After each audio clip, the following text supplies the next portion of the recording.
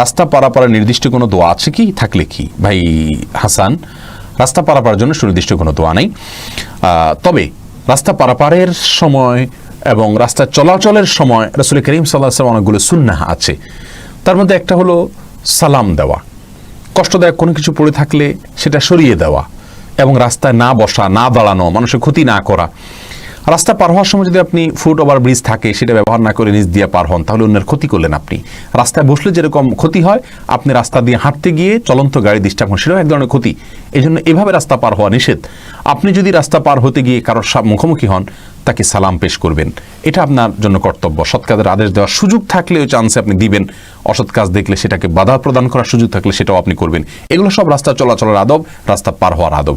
বিশেষ কোনো নির্দিষ্ট দোয়ার জন্য নির্ধারণ করা হয়নি কোরআন সুন্নাহর কোথাও। আল্লাহু আ'লাম বিসওয়াব।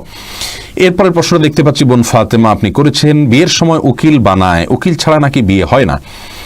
আর যারা উকিল নিয়ে বিয়ে করেছেন এখন তাদের কি করা উচিত, বিয়েটা কি হয়েছে?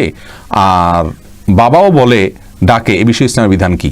দেখুন বোন ফাতেমা, এই বিষয়ে আমরা বারবার বলেছি, ইসলামী শরিয়াতে বিবাহের জন্য উকিল টুকিলের কোনো কিছু দরকার নেই। এগুলো আমাদের দেশীয় কালচার, এর সাথে ইসলামের কোনো সম্পর্ক নাই। বিবাহ অভিভাবক দিবেন, অভিভাবক থাকতে সেখানে আরেকজন উকালতি করা এটা হাস্যকর, অযৌক্তিক এবং ইসলামী দৃষ্টিকোণ থেকে এটা অনুমোদিত বিষয় নয়।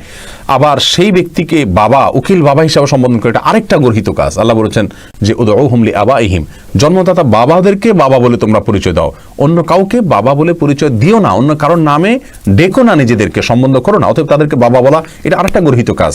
আবার তাদের সাথে পর্দার বিধান মানা হয় না, লঙ্ঘন করা হয়, সেটা আরেকটা গর্হিত কাজ। বিদেশ সমস্ত গর্হিত কাজ থেকে আমাদের বেঁচে থাকা উচিত। আল্লাহ আমাদের তৌফিক দান করুন।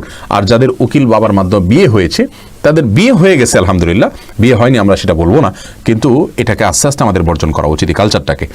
এরপরে প্রশ্ন আমি দেখতে পাচ্ছি সাইদ সাকিব আহমেদ, আপনি জানতে চেয়েছেন একজন লেখকের নাম বলবেন যার ইসলামিক বই পড়তে পারি। অনেক লেখকের কথাই আমরা বলতে পারি, এর ভিতরে সর্বপ্রথম এবং সবার আগে বলবো যার কথা, তিনি হলেন আমাদের সকলের প্রিয়, এ যুগের অন্যতম আদর্শ হিসাবে যাকে আমরা মানতে পারি, অন্তত যার দাওয়ার পদ্ধতিকে আমরা দেখে শিখতে পারি, তিনি ছিলেন ডক্টর খন্দকার আব্দুল্লাহ জাহাঙ্গীর রহমাহুল্লাহ। স্যার রহমাহুল্লাহর বইগুলো, শেখের বইগুলো আপনারা কিনে পড়তে পারেন, আসুন্নাহ পাবলিকেশনস থেকে প্রকাশিত হয়, এবং সেগুলোর জন্য আমাদের পেজ থেকেও আপনারা সহায়তা নিতে পারেন, আমরাও আপনাদের হেল্প করতে পারি স্যার রহমাহুল্লাহর বইগুলো পাওয়ার ব্যাপারে।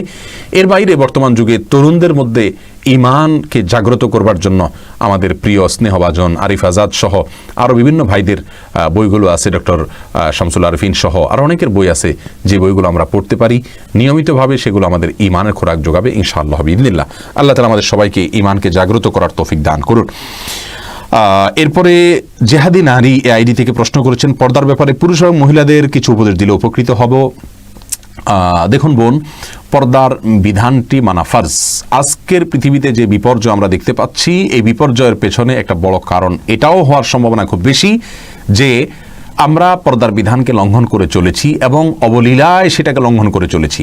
মনে রাখবেন, জেনা ব্যভিচার যখন ব্যাপকভাবে বিস্তার করে তখন পৃথিবীতে এরকমভাবে বিপর্যয় এবং মহামারী এগুলো দেখা দেয়, হাদিস দ্বারা সেটা প্রমাণিত।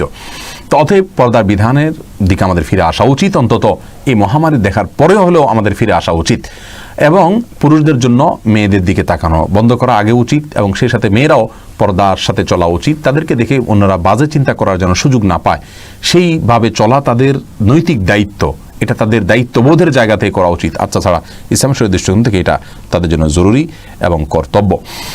এরপরে প্রশ্ন মোহাম্মদ আদনান ইলাহি করেছেন, পুরুষের টাকনুর নিচে প্যান্ট পরা নিষেধ, কিন্তু হাই নেক বুট জুতার ক্ষেত্রে বিধান কি? জুতা পরা যাবে, কোনো অসুবিধা নেই।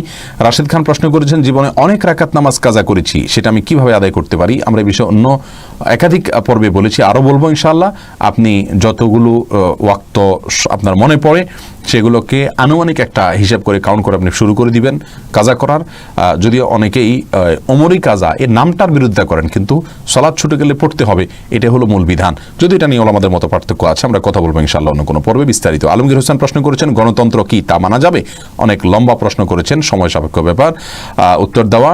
রাকিব মিজি সালাহ আপনি জানতে চেয়েছেন, হুজুর আজান এবং আজানের আগে দুরুদ পড়া কতটুকু হাদিস সম্মত? আজানের আগে দুরুদ হাদিস দ্বারা প্রমাণিত, তবে আজানের পরে দুরুদ পড়াটা বিশুদ্ধ হাদিস দ্বারা প্রমাণিত। আজানের জবাব যখন আমরা দেব এবং এরপরে যখন আমরা দোয়া পড়বো, আল্লাহুম্মা রাব্বা হাযিহিদ দাওয়াতিত তাম্মা, শেষ পর্যন্ত দোয়া, এরপরে দুরুদ পড়া, এটা হাদিস দ্বারা প্রমাণিত, এর পরে বা আগে, মানে আজানের পরে।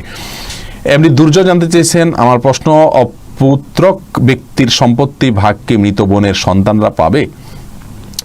যার সন্তান নাই, ছেলে নাই, তার সম্পত্তির ভাগ তার বোনের সন্তানরা পাবে কিনা, এটা আলোচনা সাপেক্ষ। কে কে আছে সেটা বললে তারপর আমরা বলতে পারবো ইনশাআল্লাহ বিদিনিল্লাহ। আব্দুর রহিম প্রশ্ন করেছেন, পরীক্ষার সময় দেখা যায় অনেক ইমাম মুয়াজ্জিন সাহেবদের কাছ থেকে কলম পড়িয়ে আনে, এটা জায়েজ হবে কিনা? না, এটা সম্পূর্ণ কুসংস্কার। কলম পড়িয়ে নেওয়ার সাথে পরীক্ষা ভালো হওয়ার কোনো সম্পর্ক নাই। এটাকে যদি কেউ রুকিয়া বলেন, আমরা এটাকে রুকিয়া বলবো না। কারণ হলো এই পরীক্ষার সাথে কলম পড়ার সাথে আসলে রুকিয়ার সাথে যায় না এটা। তারপরেও যদি কেউ কোরআন হাদিসের আয়াত পড়ে ফু দেন, তাহলে সরাসরি এটাকে তো আমরা বিদআত বলতে পারি না, কিন্তু সুন্নাত অন্তত বলার কোনো সুযোগ নেই। রাসেল আলম আপনি জানতে চাচ্ছেন, কাদিয়ানীদের কাফের না মুরতাদ বলতে হবে? দেখুন, কাদিয়ানীরা কাফের, এবং কাফেরদের মধ্যে তারা বিশেষ প্রকারের কাফের, তাদেরকে জিন্দিক বলা হবে। বিস্তারিত আলোচনা ইনশাআল্লাহ করা হবে অন্য সময়। আব্দুল্লাহ নাসিম জানতে, ইন্স্যুরেন্সের টাকা কি হালাল নাকি হারাম? এখানে চাকরি করা কি হালাল নাকি হারাম? ইন্স্যুরেন্স প্রচলিত যেগুলো আছে এগুলো সবগুলোতেই ভেজালে পরিপূর্ণ, এবং কোনো ফর্মেটই সঠিক নয় যেগুলো প্রচলিত আছে। সারা বিশ্ব উলামা ইকরাম প্রায় এরপরে একমত, যদিও এখানে আরো আলোচনার অবকাশ রয়েছে, কিন্তু মৌলিকভাবে শেষ কথা এটাই, প্রায় চূড়ান্ত কথা এটাই। এরপরে দুশর আলো আইডি থেকে প্রশ্ন করেছেন, আমরা জোহর ইশার সালাতে 4 রাকাত সুন্নাত পড়ি, সেটা কি একসাথে 4 রাকাত নাকি 2 রাকাত? দুইটাই করা যাবে।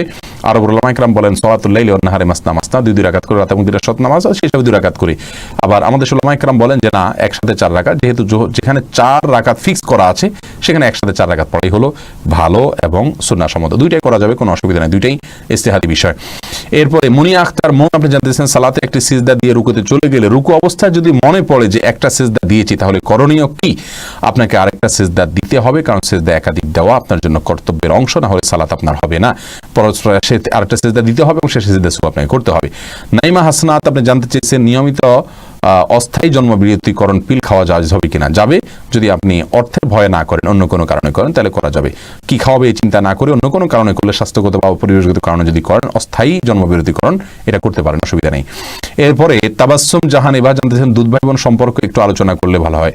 কোনো মায়ের দুধ, যে কোনো মহিলার দুধ আপনি পান করেছেন, অন্যজন পান করেছে, আপনারা দুজনে দুধ ভাই বোন হয়ে গেলেন, আপনাদের বিবাহ বন্ধনে আবদ্ধ হারাম, দেখা দেওয়া জায়েজ।